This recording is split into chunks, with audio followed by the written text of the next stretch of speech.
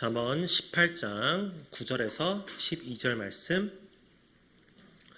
하나님의 말씀을 제가 봉독하겠습니다. 자기의 일을 게을리하는 자는 패가하는 자의 형제니라. 여호와의 이름은 견고한 망대라. 의인은 그리로 달려가서 안전함을 얻느니라. 부자의 재물은 그의 견고한 성이라. 그가 높은 성벽같이 여기느니라.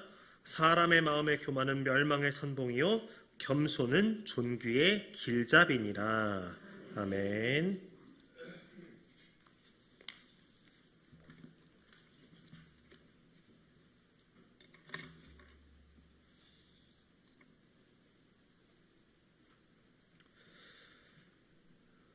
현재의 세상을, 현재의 사회를 정의한다면은 물질 만능주의라고 정의할 수 있지 않을까, 그렇게 생각해 봅니다. 어느 목사님은 돈을 정의할 때 인간이 만든 물건 중에 가장 신에게 도전하고 거역할 수 있는 것이라고 정의하실 정도로 물질, 돈의 힘을 거의 숭배하는 지경까지 온 물질 만능주의가 현재의 세상을 정의하는 단어가 아닐까 생각해 봅니다. 일단 돈만 있으면 무엇이든 할 수 있다는 믿음이 팽배해 있습니다. 하나님의 이름이 들어갈 자리에 돈이 있습니다. 재물이 있습니다. 인간 세상을 지탱해왔던 많은 가치관들이 돈 앞에서 무너지고 있습니다. 의리와 사명감이나 장인정신이나 그런 것들이 이 돈이라는 단어 앞에서 모든 게 무너지고 있는 이 물질 만능주의가 안타깝지만은 현재 우리가 살고 있는 시대를 정의하는 단어일 것입니다. 돈만 벌면 된다는 가르침이 우선인 것입니다. 삼성의 고 이건희 회장, 그 사람이 이제 세상을 떠났을 때 물려준 재산 액수가 26조 원이었습니다. 말이 쉬워서 26조지, 제가 뭔가 일을 했는데 정말 잘 돼서 연봉을 10억을 번다 하더라도 무려 2만 6천 년 동안 돈을 벌어야 할 수 있는 그런 액수인 것입니다. 한마디로 불가능하다는 거죠. 그리고 고 스티븐 잡스, 애플의 창업자의 스티븐 잡스는 그가 사망했을 때 애플과 디즈니 주식 등 물려받은 액수가 275억 달러, 그러니까 32조 4,800억 정도의 재산을 남겼습니다. 실로 셀 수가 없을 정도의 재산입니다. 그러나 이제 그들에게 그런 것이 무슨 의미가 있겠습니까? 27조, 32조, 아니요, 27경, 37해의 재산이 있다 한들 자긴 죽었는데요. 죽음 앞에 그 많은 재물이 무슨 소용이 있단 말입니까? 아무것도 소용이 없습니다. 그 많은 재물들이 있어도 육신의 죽음을 막아주지 못했습니다. 그리고 앞으로도 그럴 것입니다. 정해진 때에는 누구나 다 하나님께 가게 되어 있습니다. 심판의 보좌 앞에 가게 되어 있습니다.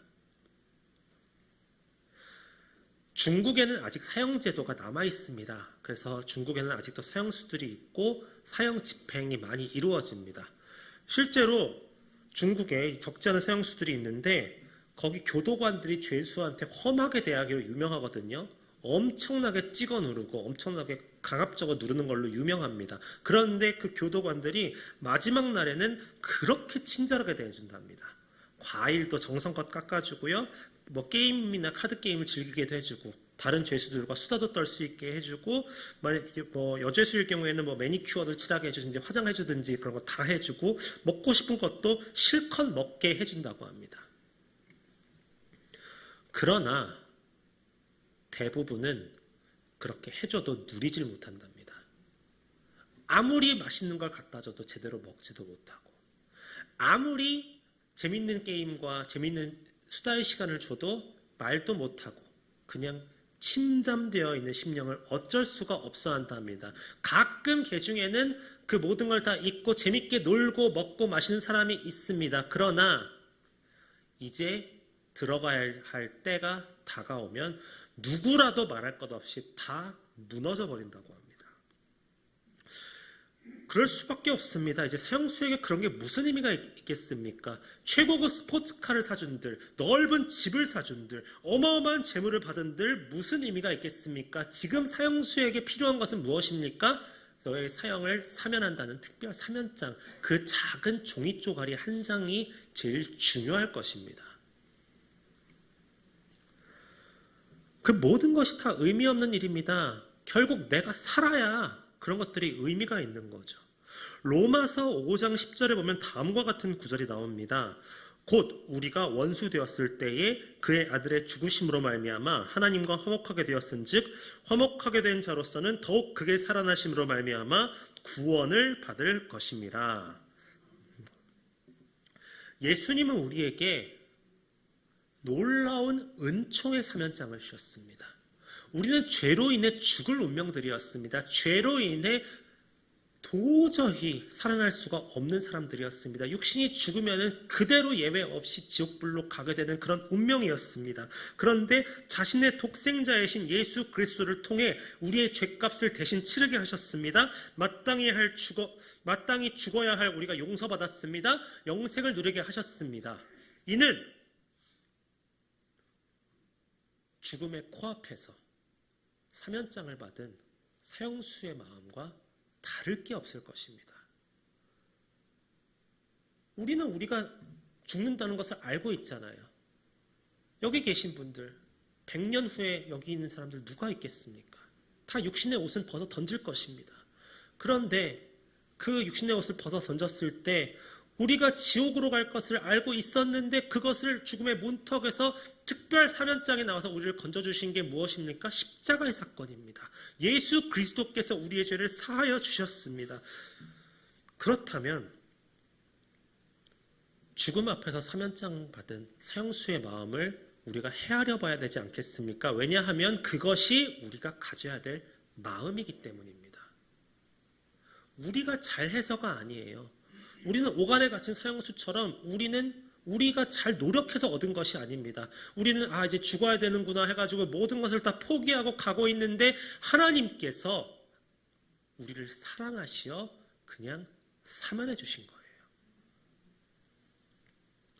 재물은 인간의 삶을 좀 더 잘 누릴 수 있도록 도와주는 편의도구이지 그것이 감히 신을 대신할 수가 없습니다. 현재 세상엔 평생 돈을 물쓰듯 써도 다 못 쓸 만큼 돈을 모으고도 계속해서 욕심을 내는 사람들로 넘쳐나고 있습니다.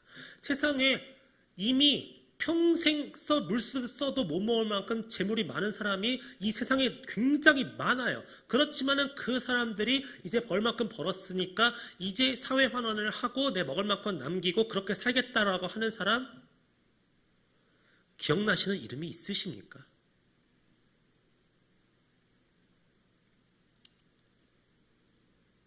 부족해서가 아니라 자신의 욕망에 사로잡힌 자 되어서 그렇습니다. 내가 지금 먹고 살려고 하는 것이 아니라 이미 나는 그런 것은 관심 밖입니다. 내 욕망, 이 마르지 않을 욕망을 어떻게든 채워 넣으려고 부질없는 짓을 계속하는 겁니다. 이쯤 되면 재물이 우상이 아니라 신이 되어버렸습니다. 결국 다 바스라져 없어질 것들입니다. 저 또한 그 없어질 것들에 어쩔 수 없이 집착하는 인간임을 고백합니다. 삶에서 필요한 만큼만 누리고 그 은혜가 주님으로부터 온다는 사실을 잊지 말아야 할지인데 허구한 날 까먹고 내가 없는 것에만 불평하는 부족한 죄인임을 고백합니다. 우리 모두가 그렇지 않겠습니까? 한없는 주님의 은혜를 잊지 말아야 하겠습니다. 본문에 나오는 망대는 말 그대로 망을 보기 위해서 세워놓은 탑입니다. 우리가 전망대라고 하면 이제 앞에를 그 조경을 널리 볼 수 있는 걸 말하지 않습니까? 망대라 하는 것은 현 시대는 관찰의 목적으로 높은 곳에서 이제 관찰하고 바라보는 용도로 사용되지만은 구약 시대의 망대는 군사적 목적에서 성을 지키는 것, 침략자의 동향을 감시하기 위해서 성문 위나 성벽 모서리에 세워놓은 파수대를 의미합니다. 이 파수대가 있으면은 외부로부터 누가 오는지 알 수도 있고 외부로부터 위험을 경고할 수도 있습니다. 그러나 무조건 높게만 세우다 보면 무너지니까 높고 견고하게 세워야 됩니다. 그래서 이 망대는 외부의 공격을 막아내는 방어적 요소도 있지만 저 멀리서 사람들이 저기 성이 있구나를 알 수 있는 그런 나침반, 길잡이 목표로 쓰이기도 했습니다. 본문에서는 하나님의 이름을 어떤 경우에도 무너지지 않는 견고한 망대라고 표현하고 있습니다.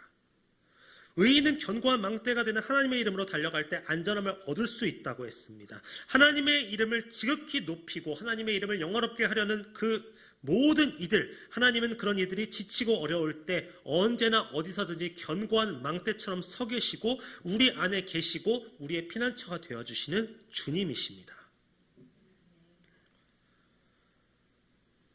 제가 어릴 적에요, 한 30몇 년 전쯤 됐던 것 같습니다. 동물원에 간 적이 있습니다. 그 서울랜드에 있는 그 동물원에 간 적이 있습니다. 친구들과 친구 부모님들과 같이 갔던 길이었는데 이제 동물들을 보는데 제가 동물들을 좋아하거든요. 그래서 되게 재밌게 흥미롭게 봤었습니다. 그래서 어느 정도 본 다음에 적당한 곳에 자리 잡고 이제 놀았는데 아무래도 저는 제가 보고 싶던 동물인 사자를 못 본 게 너무나 아쉬웠습니다. 그 나이 때 남자애들이 다 그렇지 않겠습니까? 작고 예쁜 동물들보다는 오로지 힘쓰고 무거운 그런 큰 동물 좋아하는 거는 그건 너무나 당연하지 않겠습니까? 저는 그날 사자를 너무 보고 싶었는데 그날 저희가 가는 동선에 사자가 없어서 보지를 못했습니다. 그래서 어머니한테 따로 떨어져서 사자만 얼른 보고 오겠다고 했습니다. 어머니가 너 혼자 길 찾을 수 있겠냐 걱정하셨는데 고집 세워서 제가 달려갔습니다. 무시하고 금방 올 거라고 해서 달려갔습니다. 여기까지 들으셨으면 결과는 이미 다 아시겠죠. 왜 30년 전이나 지난 얘기를 제가 기억하고 있겠습니까? 이미 여러분들의 표정에서 이 스토리의 결과를 알고 계실 거란 짐작이 듭니다. 당연히 보고 싶은 사자를 본 것까진 좋은데 길을 잊어버렸습니다. 도대체 그 동물원이 그렇게 넓던지 요즘 가보면 별로 크지도 않던데 그렇게 넓던지 도저히 모르겠는 거예요. 몇 바퀴를 돌고 돌았는데 못 찾아서 결국 입구에 와서 누구누구 어린이 엄마를 찾습니다. 방송을 한 끝에 저희 어머니를 찾아서 돌아왔던 기억이 납니다. 그런데 여러분 생각해 보십시오. 동물원이 바뀐 게 아니에요.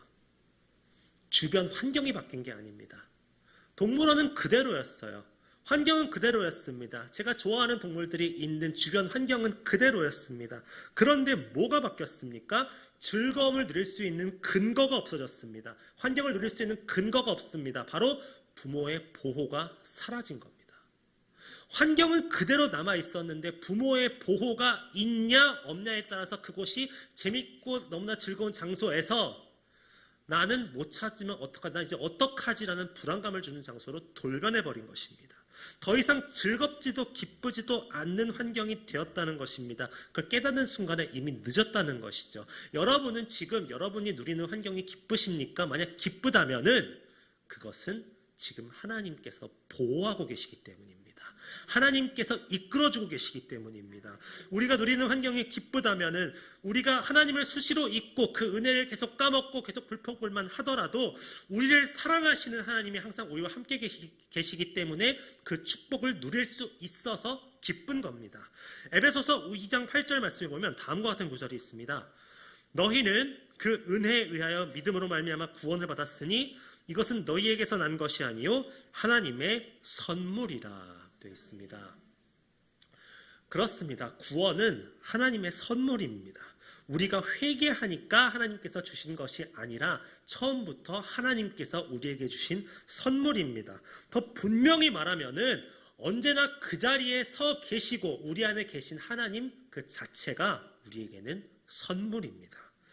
누가복음의 탕자 비유에서도 아들이 재산을 달라고 할 때도 재산을 갖고 타국에 나가다 소비할 때도 고생고생한 끝에 공핍함을 다 맛보고 돌아올 때도 하나님 아버지는 이전이나 지금이나 변함없이 동일한 마음으로 아들을 기다리고 있었습니다. 우리가 회개해야 하나님이 받아주시는 게 아닙니다. 우리가 회개해야 하나님이 보이는 거예요. 하나님은 계속 그 자리에 계십니다. 우리가 회개하면 받아주시는 게 아니에요. 우리가 회개하든 안 하든 하나님은 계속 그 자리에 계시는데 회개하면 하나님의 은혜가, 하나님의 사랑이, 하나님께서 나를 얼마나 사랑하시는지가 비로소 보이는 겁니다. 우리가 차를 몰고 어디로 갈 때 저 멀리 목적지가 보이면 자 이제 다 와간다라고 마음이 좀 편해지지 않습니까? 그 목적지가 큰 건물이면은 멀리서도 보이니까 더 마음이 편안해집니다. 날씨가 좋을 때는 제가 살고 있는 분당에서 잠실에 있는 롯데타워가 보입니다. 그 롯데타워가 100층에 달하는 거대한 건물이다 보니까 10km가 넘는 거리 밖에서도 보이거든요. 그래서 날씨가 맑을 때는 분당에서 잠실이 보입니다. 거기가 목적지라고 하면은 금방 가겠네. 되게 든든할 것 같지 않습니까? 그런데 천지에서 가장 높고 위대한 이름인 주님이 우리의 망대가 되어주시고 우리가 어디에 있든지 무엇을 하든지 어디로 가든지 항상 우리와 함께 계신다는 사실입니다. 망대처럼 저 하늘의 영광으로부터 드리워져서 우리를 바라보고 계시다는 사실입니다. 우리는 그 주님을 바라보며 살아갈 수 있다는 것입니다.